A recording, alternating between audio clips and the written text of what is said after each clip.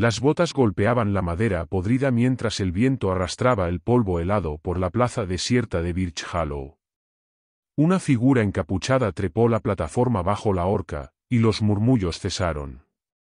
El aliento salía en nubes blancas de la multitud reunida, pero nadie hablaba.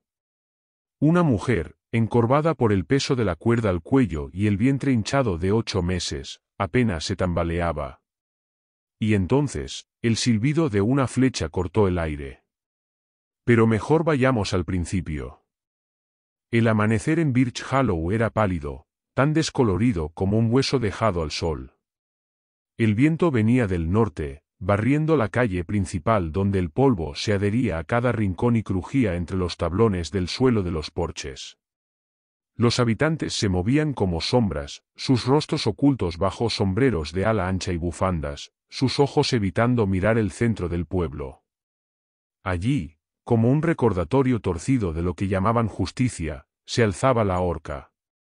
De madera vieja, ya ennegrecida por usos anteriores. Bajo ella, encadenada por las muñecas y el cuello, estaba Abigail Thorne. El vestido que alguna vez fue blanco estaba ahora cubierto de barro seco, sangre reseca y mugre del encierro. El vientre abultado bajo la tela era imposible de ignorar. Desde el porche de la oficina del sheriff, Marshal Clawlaughton la observaba con los brazos cruzados. Alto, con barba canosa y una cicatriz que le cortaba el labio, era ley en ese lugar, y castigo. La sentencia está firmada, gruñó, sin levantar la voz. La justicia no espera partos. Un joven diputado, apenas con la barba asomando, intentó hablar. Pero Marshal, ella está encinta. Hay leyes. La ley no cuida vientres culpables, interrumpió Cla. Su marido ayudó a desertores, robó suministros del ejército. Y ella lo encubrió. Abigail alzó la cabeza con esfuerzo. Mi esposo salvaba vidas, no robaba.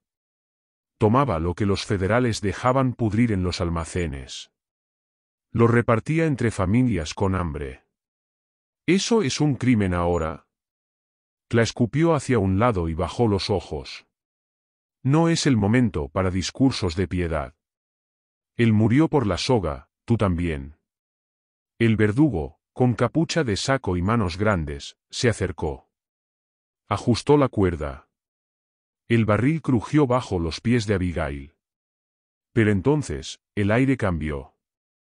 Un silbido agudo cortó el silencio. Una flecha impactó la madera de la horca, justo encima de la cabeza del verdugo. Otra voló, partiendo el rifle en las manos del diputado. Gritos. Confusión. Y una sombra saltó desde el techo de la vieja tienda de abarrotes. Cayó como un trueno. Un hombre, delgado y alto, con pintura de guerra en el rostro y un tomahawk en la mano. Nasova, el lobo del norte. Con 2 golpes rápidos, Nasova cortó las sogas. Primero las muñecas, luego el cuello. Abigail cayó hacia adelante, pero él la atrapó. Su aliento era estable, su rostro impasible. La multitud ya huía, balas zumbaban, hombres corrían. ¿Puedes caminar?, murmuró él. Abigail intentó asentir, pero solo soltó un quejido. Él la cargó como si no pesara nada y se dirigió al borde del pueblo donde esperaba un corcel negro como la noche. Subió con ella en brazos. El animal resopló con fuerza, y en un latido se alejaron, cruzando la llanura, dejando atrás el caos. A espaldas, las balas no cesaban. Pero no los alcanzaban. El galope no paró hasta que el sol estuvo alto. Abigail apenas respiraba. Cada sacudida era un puñal en las costillas. La sangre de una herida vieja le caía por la frente. Se giró, miró al hombre detrás. ¿Por qué? Nasova no respondió. Solo cabalgaba. El sol colgaba alto cuando Nasova redujo el paso. El terreno se volvía más agreste, rocas desmoronadas, matorrales secos, y un arroyo sin agua que serpenteaba como una cicatriz. Finalmente, halló un hueco entre formaciones de piedra, un refugio natural, apenas visible desde lejos. Abigail no podía mantenerse en pie. Cuando bajó del caballo, sus piernas se doblaron. Nasova la sostuvo sin esfuerzo y la depositó sobre un manto de cuero. Ella jadeaba, con el rostro húmedo por el sudor y los labios partidos por la sed. No. Ahora no. Susurró con las manos sobre su vientre. El guerrero sacó un odre de agua y se lo ofreció. Ella bebió como si renaciera. A su alrededor, el viento se deslizaba entre las grietas de piedra como un susurro antiguo. Nasova no hablaba. Solo recogía ramas secas, encendía fuego con pedernal, y organizaba el refugio con una precisión serena. Sus movimientos eran tranquilos, como si llevara toda una vida escuchando la tierra. Abigail lo observó mientras la noche caía. Me llamo Abigail. Silencio. Luego de una pausa, él respondió. Nasova. Ella asintió. Ese es tu nombre. Él solo asintió una vez. Quería preguntar más, quién era, por qué la había salvado, por qué ahora. Pero las palabras se atascaban detrás del miedo y el cansancio. El calor del fuego no mitigaba el dolor que aún llevaba en las costillas ni la angustia que se retorcía en su pecho. No quería morir, susurró, mirando las llamas, pero ya no sé cómo vivir. Nasova no respondió. Le puso una manta sobre los hombros. Abigail cerró los ojos, y por primera vez en semanas, no tuvo miedo de dormir. El amanecer llegó como una mancha gris. Abigail estaba sentada, con la manta sobre los hombros y una mano en su vientre. El bebé se movía. Su cuerpo dolía, pero estaba vivo. Su alma, sin embargo, seguía temblando. Nasova estaba inmóvil al otro lado del fuego, con los ojos puestos en el horizonte. No dormía. Abigail lo sabía. Era como una estatua tallada en roca, hecha para aguantar tormentas. ¿Duermes alguna vez? Susurró ella. Él no respondió. No vas a matarme, ¿verdad? Él giró lentamente el rostro. Su expresión era neutra, ni amable ni cruel. No mato mujeres, dijo sin énfasis. Un estándar bajo, dijo ella, casi sonriendo. El silencio volvió. Abigail tiró de la manta. Me salvaste, sin saber quién era. Una larga pausa. Estaba en el pueblo. Vi la horca. Ya vi demasiadas. Eso fue todo lo que dijo. Durante el día caminaron. Nasova la guiaba por senderos angostos entre la artemisa y piedras agrietadas. Abigail caminaba con dificultad, pero caminaba. Cuando tropezaba, él ofrecía su brazo. Ella lo rechazó la primera vez. Lo aceptó la segunda. Al mediodía, descansaron junto a un hilo de agua. Nasova le ofreció de beber, luego carne seca. Ella comió en silencio. Luego habló, sin saber por qué. Lo colgaron delante de mí. Él la miró sin interrumpir. Dijeron que era traidor. Pero solo tomó lo que los soldados dejaban perderse. Lo llevó a viudas, a antiguos esclavos, a niños. No éramos criminales. No lloraba. Su voz era plana. Creí que me dejarían vivir por el bebé. Fui estúpida. Nasova no habló. Pero se sentó junto a ella, en silencio, hasta que su respiración se hizo más tranquila. Esa noche acamparon bajo un saliente rocoso. El viento aullaba como un fantasma viejo. Nasova encendió fuego apretado, bajito, y vigiló. Abigail lo miraba desde el otro lado de las llamas. Tú también perdiste a alguien, dijo. Él no alzó la vista. Parece que no tienes a nadie por quien regresar. Largo silencio. Una esposa. Un hijo. Ella se estremeció. ¿Qué pasó? Soldados. No preguntaron nombres. Solo quemaron todo. Un nudo se le hizo en la garganta. Lo siento. Tenía 5 años, añadió Nasova sin emoción. Creía que podía volar. Lo dejé correr. Cayó en la nieve y se rió por 1 hora. Después, ya no se rió más. Abigail cerró los ojos. El viento arrastraba cenizas viejas por el suelo. No volvieron a hablar esa noche. El tercer día fue el más duro. Abigail apenas podía caminar. Sus tobillos se hinchaban, la presión en la espalda baja aumentaba y el bebé se había acomodado muy abajo. Cada paso era un recordatorio de que el momento se acercaba.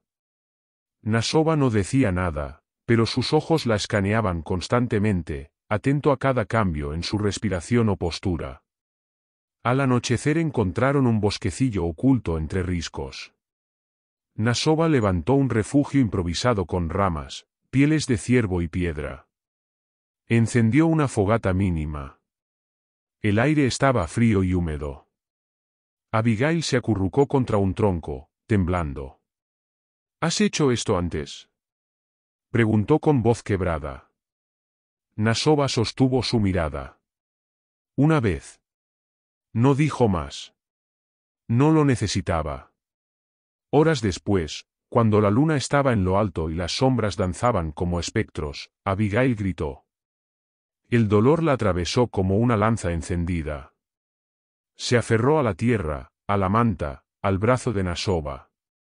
El guerrero hervía agua, preparaba paños, machacaba raíces. Se movía como un árbol antiguo, firme, paciente, sabio. No me dejes morir, dijo ella entre sollozos. No estás muriendo, respondió él sin levantar la voz. Solo estás trayendo vida. Abigail gritó otra vez, su cuerpo se arqueaba, la tierra debajo se humedecía. Nasova sostuvo su hombro con una mano y con la otra preparaba los ungüentos. No temblaba. No hablaba. Solo estaba. Al amanecer, el llanto de una niña rompió el aire. Un sonido delgado y poderoso, como un cuchillo rasgando el silencio. Abigail lloró también. Profundo. Animal. Su cuerpo exhausto, empapado en sudor y sangre. Nasova envolvió a la bebé en una piel suave y la colocó en los brazos de su madre. La pequeña dejó de llorar en cuanto sintió el calor de Abigail. Y así, en un rincón olvidado del oeste, nació vida. El día siguiente transcurrió en un estado borroso. Abigail se quedó en el suelo, con la niña sobre su pecho, dormida, rosada y tibia. Nasova se movía alrededor, silencioso, reparando trampas, secando pieles, moliendo hierbas. Ella lo observó. No tiene nombre aún, dijo, mirando a la bebé. Pero quiero que signifique algo bueno. Nasova no respondió de inmediato. Eso es algo que debes dar tú. No sé cómo, dijo ella con voz cansada. Él se acercó. Se arrodilló. Colocó en las manos de Abigail una pequeña figura tallada en madera, un zorro de río, pulido, elegante. Para ella, dijo. Abigail lo miró, y luego al zorro. ¿Tú lo hiciste? Asintió. Entonces debe llevar un nombre que combine, susurró. Y luego, como si lo supiera de siempre, añadió, Siena. Nasova se tensó, como si el nombre hubiera tocado algo profundo. Pero no dijo nada. Pasaron 3 días en el claro. Siena dormía mucho, comía bien. Abigail recuperaba fuerzas. Nasova vigilaba el bosque. Pero la paz nunca dura. En la 4ª mañana, Nasova regresó al amanecer, con el rostro endurecido. Vienen. Abigail ya estaba empacando. ¿Cuántos? 2. Jinetes.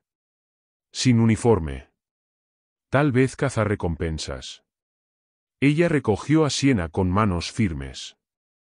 Ató una manta sobre su cuerpo. Nasova preparó al caballo. A 5 millas al este hay un cañón. Si llegamos antes del atardecer, los perderemos. Cabalgaron. No hablaron. No era necesario.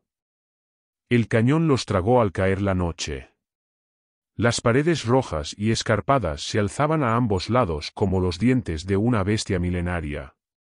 El viento silbaba a través del paso angosto, arrastrando hojas muertas y murmullos antiguos.